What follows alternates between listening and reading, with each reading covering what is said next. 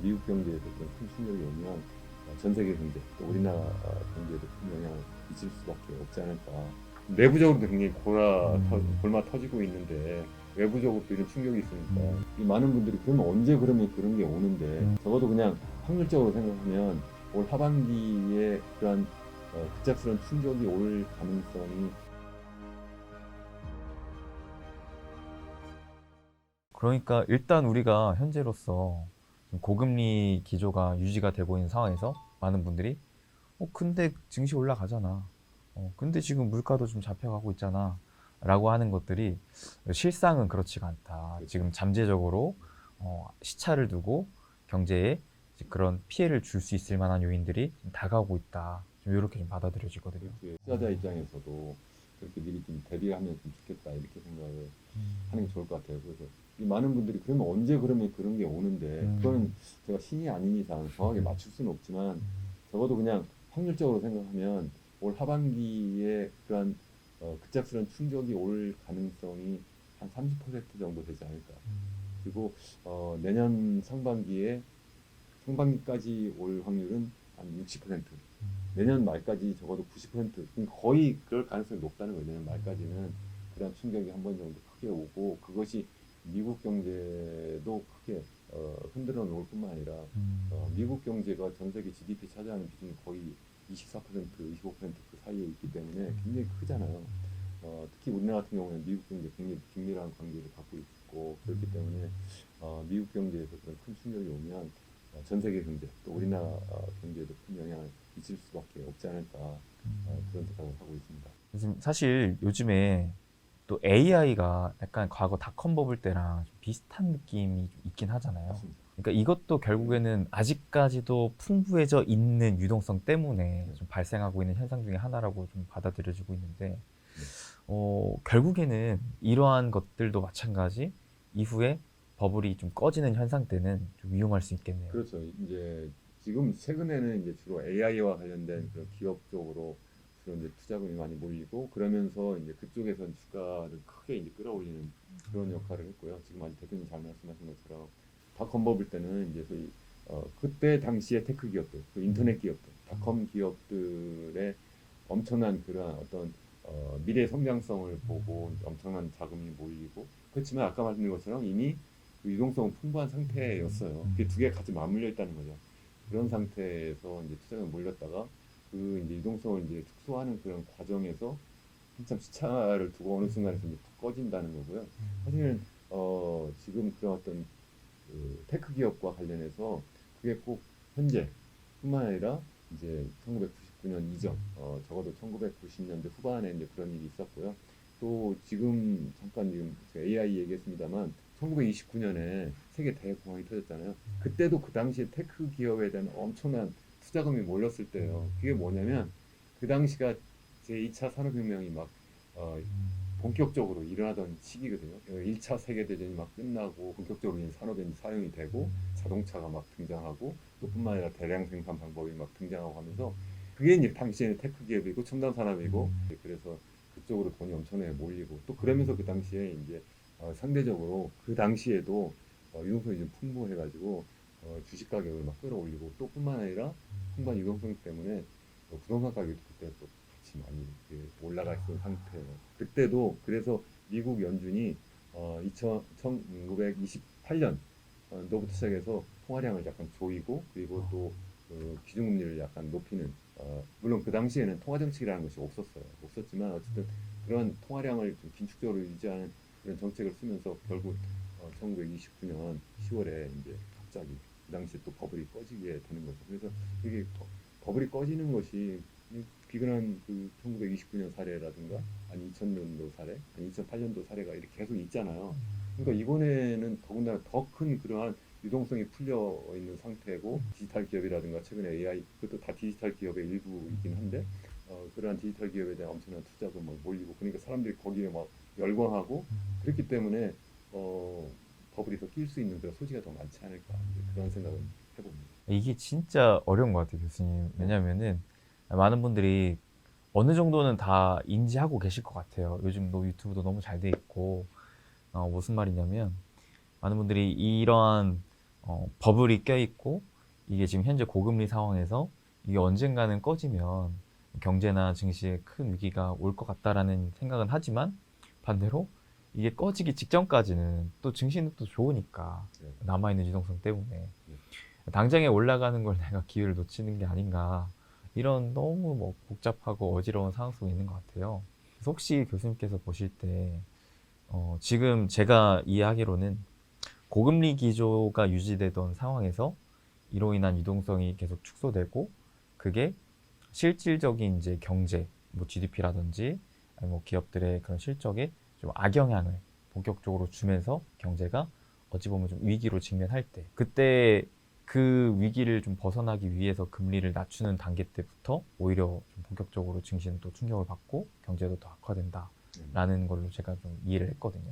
결국에는 그렇기 때문에 좀 후행적이다라는 네. 표현까지도 해주셨는데 그러면 그를 우리가 좀 초기에 그나마 좀 알 수 있을 만한 특별한 신호 같은 게 있을까요?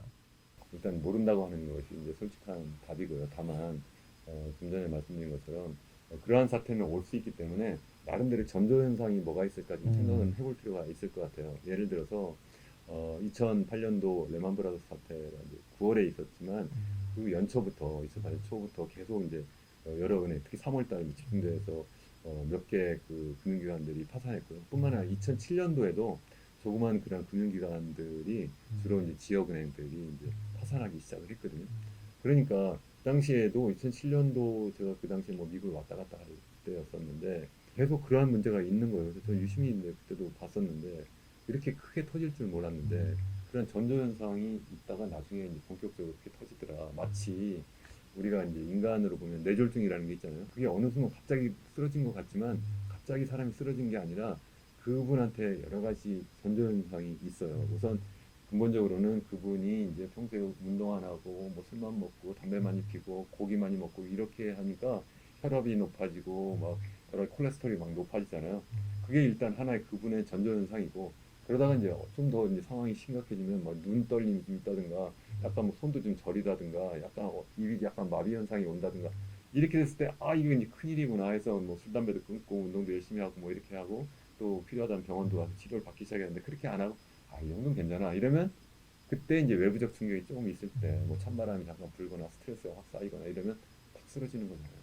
그런 거와 비슷한 현상이 경제에도 많이 나타날 수 있다. 그래서 지금 그 미국 지난 3월에 당장 뭐 실리콘밸리 뱅크라든가 뭐 시그네처 뱅크라든가 뭐 이런 은행들이 뭐 파산하기 시작하고 뭐 하는 것을 보면서 아 이건 뭐 이번에 잘 해결이 됐네 이제 다 상황 끝이야 이렇게 보는 게 아니라 아 이게 하나 전조 현상이 아닐까 만약에 또 비슷한 게 또 온다면 좀 더 그럼 심각하게 생각을 해야 되겠다 이렇게 좀 미리부터 좀 잘 준비하는 것이 더 좋지 않을까 그것이 바로 개인적으로 어떤 나의 어떤 갑작스러운 뇌졸중을 대비하는 것뿐만 아니라 우리 경제 투자자로서도 현명한 그런 방법이 아닐까 그런 생각을 해봅니다. 말씀하셨던 뭐 실리콘밸리라든지 이러한 좀 세계적인 경제에 뭔가 이슈가 있을 때마다 우리가 이거 약간 심상치 않은데 전조 현상인가 이런 식으로 하면서 네. 조금은 보수적인 입장을 좀 취해보자라는 그렇죠. 얘기이신 거죠. 뭐 현금만 갖고 있어요. 그런 뜻은 아니고 네. 그런 증상이 나타날 때마다 뭐 예를 들어 조금씩 현금화하는 것은 음. 좋지 않을까. 특히 이제 그러한 충격이 올 때 가장 심각하게 영향을 받는 주식이 무엇일까 자기가 갖고 있는 것 중에 그것을 좀 이렇게 좀 선별해서 비중을 현금 비중을 뭐 주로 그런 것을 좀 처분해서 이렇게 좀 더 확보하는 것이 더 좋지 않을까. 개인적으로 그렇게 생각합니다. 되게 근데 좋은 말씀이신 것 같습니다. 근데 사실 우리나라는 어찌 보면은 지금 경제가 안 좋아지는 현상이 미국에 비해서는 좀 빨리 진행되는 것 같긴 하거든요. 보니까 작년에 한국 GDP가 세계 13위로 또 밀리고, 근데 무역 적자는 계속 역대 최대라는데 이게 좀 어떠한 영향 때문에 그런 걸까요? 그 우리나라가 한때는 뭐 두 자릿수 막 성장 계속 했잖아요. 1960년대 초부터 뭐 경제개발 5개년 계획을 막 시작을 하고 그래서 소위 한강의 기적이다 하는 네. 이름까지 들을 정도로 매년 두 자릿수 성장을 했어요. 이거는 뭐 최근에 뭐 몇 년 전까지만 해도 중국에서 보던 그러한 경제 성장, 경제 기적을 우리가 일궈냈는데 그게 이제 그 점점 더 그 경제 성장률이 계속 떨어져 왔잖아요. 그래서 97년에 외환위기를 겪었고 그래서 뭐 크게 마이너스 5.3% 성장을 했고 역성장을 한 거죠. 98년도에 이제 5.3% 역성장을 했고 99년도에 이제 그 10.3% 플러스 성장 이렇게 뭐 기저효과도 있었고 갑자기 뭐 환율이 폭등하니까 우리는 원화 가치가 떨어지고 수출도 많이 늘어나고 그래서 플러스 10.3% 성장을 한 적이 있었는데 그 다음부터 얘가 계속 그 미끄럼 타고 내려와요. 70년대부터 시작해서 얘가 계속 이렇게 마이너스 성장을 해요. 80년도에도 한번 우리가 마이너스 성장한 적이 한번 있었잖아요. 그래서 다시 플러스 갔는데 그러다 97년도에 한번 크게 아까 제가 마이너스 5.3% 성장을 했다. 이때가 바로 이제 외환위기고요.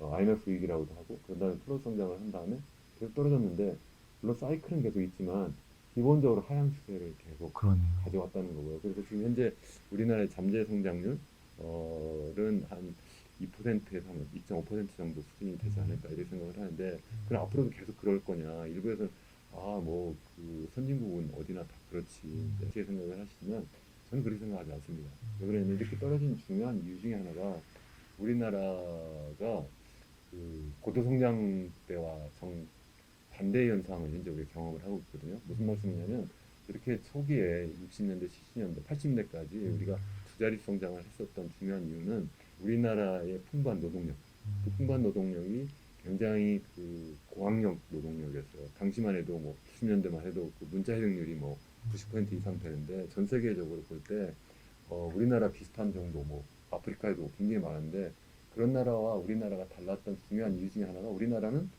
사람들이 교육을 많이 받아가지고 또 그리고 우리나라의 한글이라는 것이 굉장히 과학적으로 돼 있어가지고 쉽게 또 체득할 수 있어서 사람들이 누구나 그 읽고 쓸 수가 있는 그러한 능력을 갖고 있는 거예요. 그러다 보니까 더 본격적으로 산업화를 막 한다고 하니까 그 농촌에 있던 노동력이 도시로 와서 산업 노동자가 되는데 굉장히 용이했다는 거죠. 그래서 풍부한 노동력이 그 나름대로 굉장히 그 숙련 노동, 당시 수준에서 봤을 때 그런 숙련 노동이었기 때문에 우리나라 빠른 그런 경제 성장을 했었다는 건데 그게 이제 점점점 더 이제 90년대, 2000년대 특히 이제 이후부터는 우리나라가 인구 고령화가 점점 더 심화되고 그러면서 소위 얘기하는 그 생산 연령 인구는 또 반대로 점점 이제 그 비중이 줄어들고 18년 이후에는 소위 생산 연령 인구라고 15세 이상, 64세까지 인구 보통 얘기하는데 그 생산 연령 인구 자체가 매년 줄어들고 있어요. 또 2020년 이후에는 총인구조차도 계속 줄어들고 있어요. 근데 계속 줄어들고 있다는 것은 이것은 우리 경제 활력이 앞으로 계속 감소할 수밖에 없다 그렇게 생각을 하고 있기 때문에 우리나라의 그 경제 성장 잠재력은 점점점 더 약화될 수밖에 없지 않을까. 그래서 계속 이렇게 된다면 만일 우리나라의 그 고령 인구 비중이 현재 한 18%좀 넘는데 일본 한 30% 정도 수가 되거든요. 그렇게 되는 시점이 제가 볼 때는 한 2030년 정도 되면 될 거예요. 얼마 안 남았잖아요. 10년도 안 남았는데 그렇게 되면은 그러니까 10%포인트 이상 약간 상승하게 되면 이제 잠재 성장률이 0% 밑으로 떨어질 수도 있지 않을까 그렇게 생각을 하는 거예요. 그렇게 되니까 그 얘기는 뭐예요? 결국 우리나라 GDP 비중이 상대적으로 전 세계 다른 나라는 더 빨리 이제 성장을 할 테니까 당연히 뭐 12에서 뭐 12, 13 이렇게 떨어진다고 하는데 더 떨어질 수도 있지 않을까 이제 그런 생각을 하고요. 또 뿐만 아니라 아까 이제 무역을 얘기하셨는데 무역 규모도 앞으로 이제 우리나라 GDP에서 차지하는 비중이 줄어들고 전 세계에서도 또 우리나라의 그 무역 규모가 또 줄어들 수도 있지 않을까 이런 걱정을 하고 있어요. 왜 그러냐면 우리나라가 이게 빠른 경제 성장을 할 수 있었던 중요한 이유가 아까 말씀드린 그 나름대로 그 굉장히 그 숙련 노동력이 풍부했었다. 그런데 이제 최근에 와 점점 더 그게 이제 약화되고 있다는 말씀을 드렸는데 또 한 가지 중요한 이유가 뭐냐면 우리나라가 주로 수출 주도형 산업화 전략을 했어요. 수출 주도형 성장 전략을 했는데 그렇게 된 그 이유는 일단 우리가 수출을 하면서 외화를 벌어들여야 되겠다. 그래가지고 또 이제 원자재를 가지고 오고 그래가지고 그걸 이용해서 물건 만들고 해 팔고 그래서 또 달러를 벌어들이고 뭐 이렇게 해야 되겠다는 그런 전략을 우리가 써서 그런 것도 있지만 또 대외적 여건이 거기에 잘 맞아서 떨어졌어요. 또 그 이후에 이제 그게 그 체제 하에 점점 자유무역이 확산되었을 뿐만 아니라 90년대 초에 94년도에 되면 이제 나트가 WTO 체제가 또 바뀌면서 더 강력한 그러한 어떤 자유무역 시스템이 갖춰졌고 또 거기에 또 이제 그 중국이라는 팩터가 또 등장했잖아요. 그 중국이 또 WTO에 가입도 하고 또 그래서 중국하고 제일 가깝게 있는 우리나라가 중국도 엄청난 상품 수출할 수 있었고 또 특히 이제 중국이 막 크게 막 성장하면서 중국도 수출 주도형 그런 경제 성장 전략을 하게 되고 그러면서 중국이 제품 생산하는 데 필요한 중간재 소부장재를 또 우리가 많이 또 공급하는 그런 방식으로 또 수출도 많이 하고 이러면서 우리나라 정말 엄청난 그 호시절을 누릴 수가 있었던 거예요. 그러면서 우리 무역 규모가 커지고 그러니까 그 무역으로 먹고 사는 그런 우리나라가 되었던 거죠. 그런데 이제 잘 아시는 것처럼 탈세계화가 이제 본격화되면서 이제 그 직격탄을 제가 볼 때 우리나라가 지금 맞고 있지 않는가. 탈세계화는 사실 뭐 갑자기 어제 오늘의 일이 아니라 2008년도 글로벌 금융 위기 이후에 전 세계 그 거의 무역 규모라든가 아니면은 그 자본의 흐름이라든가 아니면 노동력의 움직임이라든가 이런 것들 보면 다 줄어들어요. 얘가 그게 막 줄어들고 있는데 특히 이번에 코로나 사태를 겪으면서 더 급격하게 이제 하락하게 되는 그러한 상황에 이제 있는 거거든요. 그렇다 앞으로 그럼 이게 회복이 될 거냐는 건데 옛날처럼 회복이 안 될 것 같다. 그 이유는 좀 전에 말씀드린 것처럼 이건 코로나 상황 때문이 아니라 이미 2008년도 이후에 계속된 상황이고 특히 최근에 와가지고 미국과 중국 간에 이제 패권 경쟁이 본격화되기 시작을 했잖아요. 그렇게 되면서 이제 전 세계가 하나의 시장이 아니라 두 개의 양극화된 시장으로 될 거고 더 블록화되고 또 그렇게 되니까 예전에 그렇게 전 세계를 하나로 묶는 그런 시장에서 글로벌 밸류 체인이 굉장히 효율적으로 이렇게 작동했잖아요. 그렇기 때문에 우리나라 물건을 쉽게 팔 수 있었고 그래서 우리가 혜택을 많이 받았는데 그렇지 못하다. 바로 그렇기 때문에 아까 제가 물가도 앞으로 쉽게 잡히지 않을 수 있다. 쉽게 잡히지 않을 거라는 중요한 이유 중에 하나가 바로 이런 사회, 이 전 세계가 탈세계가 되면서 글로벌 밸류 체인이 하나가 아니라 이렇게 막 분절화되고 이러면서 점점 생산비가 또 비싸질 수밖에 없거든요. 아, 그런 이유 때문에 또 물가가 쉽게 잡히지 않고 그러니까 또 고금리 상황을 계속 유지할 수밖에 없지 않을까 이제 그런 생각까지 해보는 겁니다. 우리나라가 이런 위기의 상황 속에서 뭐 어떻게 해야지 이런 위기를 좀 타개할 수 있을까요? 방법은 역시 우리가 인구 고령화를 어떻게든 이제 방향 전환을 해야 되는데 불가한 얘기잖아. 인구 고령화의 원인은 사람들이 오래 사는 것도 있지만 더 중요한 원인은 출산율이 낮아서 그렇죠. 그렇잖아요. 우리나라 출산율은 지난해 0.78명이고 25만 명 태어났는데 우리가 70년대 초만 해도 한 해 100만 명씩 태어났어요. 그러니까 50년 만에 4분의 1 쪽이 난 거잖아요.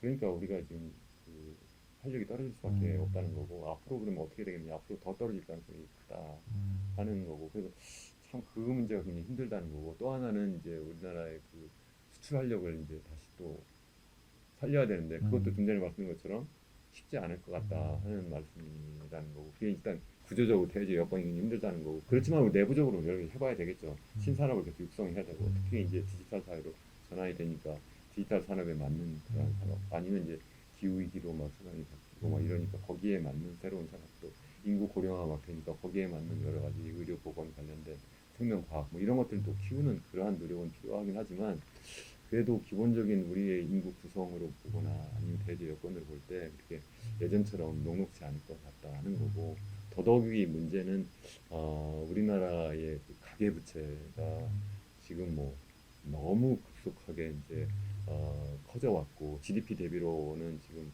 100% 넘는다. 뭐 지난해 말까지는 한 105%였는데 약간 떨어져서 뭐 102% 정도 수준이라고 하는데 그거는 이제 우리 그 가계의 채무 규모잖아요. 근데 사실은 거기에 플러스 해가지고 전세 대출 아니 전세 자금 있잖아요. 네. 그러니까 집주인들이 자기 집을 담보로 돈을 빌린 거니까 그것도 가계 대출에 포함이 돼야 되잖아요. 특히 요즘처럼 역전세 문제가 있고 막 집값이 떨어지면 그걸 못 갚아내는 이런 문제가 있잖아요. 자기 담보로 충분히 갚지 못하는 상황이 되고 이게 문제가 되는데 그것까지 포함하게 되면 GDP 대비 한 150% 정도 이렇게 되는데 그것만 있겠느냐. 그 얘기는 자영업자 대출까지 포함하면 그것도 한 또 1,000조 정도 이렇게 되거든요. 그러니까 그것까지 포함하면 그러니까 순수한 가계부채만 따져도 거의 한 2,000조 정도 되고요. 거기에 아까 그 전세 자금까지 포함하면 또 하나의 또 1,000조가 포함이 돼서 한 3,000조 되고 거기에 플러스해서 지금 자영업자 대출까지 또 포함하면 이제 4,000조가 돼가지고 거의 우리나라 GDP가 2,000조가 안 되잖아요. 네. 지난해 기준으로. 그러니까 거의 200%가 되는 거예요. 이거는 전 세계에서 단연코 1등이에요. 스위스라든가 호주가 뭐 2위, 3위 정도 된다는데 100% 약간 남짓이거든요. GDP 대비로. 그러니까 우리는 너무 높고 더군다나 요즘에 이제 부동산 경기가 드디어 이제 고금리부터 시작해가지고 여러 가지 이유가 있긴 한데 부동산 PF 문제도 있고 부동산과 관련한 여러 가지 대출이 이제 그 얘기하는 이제 제1금융권에 있는 그러한 5대 시중은행도 있지만 이제 제2금융권에 있는 거의 이제 조그만 그러한 미국 같은 경우는 이제 어떤 지역은행, 지역 중소은행들이 이제 본격적으로 이제 심각한 어려운 상황이 될 수도 있지 않을까. 그래서 연체율도 지금 자꾸 이제 늘어나고 있잖아요. 주로 제2금융권에서 계속 늘어나고 있는데 최근에 뭐 저축은행 사태라든가 아니면 새마을금고 사태라든가 그런 상황이 계속 벌어지고 있기 때문에 현재 우리나라가 굉장히 어렵지 않을까. 더군다나 이제 미국에서 본격적으로 이제 경기가 이제 침체가 되고 미국뿐만 아니라 이제 중국도 굉장히 어려운 상황이거든요. 거기다도 유럽도 굉장히 어려운 상황이에요. 그러니까 우리나라는 정말 수출 가지고 먹고 사는데 다른 나라 다 지금 어려운 상황이니까 지금 내부적으로도 굉장히 골마 터지고 있는데 외부적으로도 이런 충격이 있으니까 이건 마치 제가 아까 말씀드린 것처럼 뇌졸중 환자처럼 지금 내부적으로 내가 지금 막 이미 콜레스테롤도 높고 고혈압이고 거기다가 지금 뭐 전조 증상이 막 지금 나타나고 있는데 외부에서 지금 막 갑자기 스트레스가 막 오고 막 그 찬바람이 막 불어오면 오늘 갑자기 쓰러질 수도 있다는 거죠. 저는 그래서 그러니까 지금 막 위기를 막 조장하려고 하는 것이 아니라 그러니까 우리가 정부에서도 또 우리 개인 투자자 입장에서도 굉장히 그것을 막기 위해서 우리가 정말 노력해야 된다. 마치 우리 IMF 터지니까 우리 전 국민이 막 금모으기 운동하고 그랬잖아요. 굉장히 잘했죠. 그렇지만 그 터진 다음이잖아요. 터진 다음에 하면 뭐예요? 그럼 사후 약방 문제.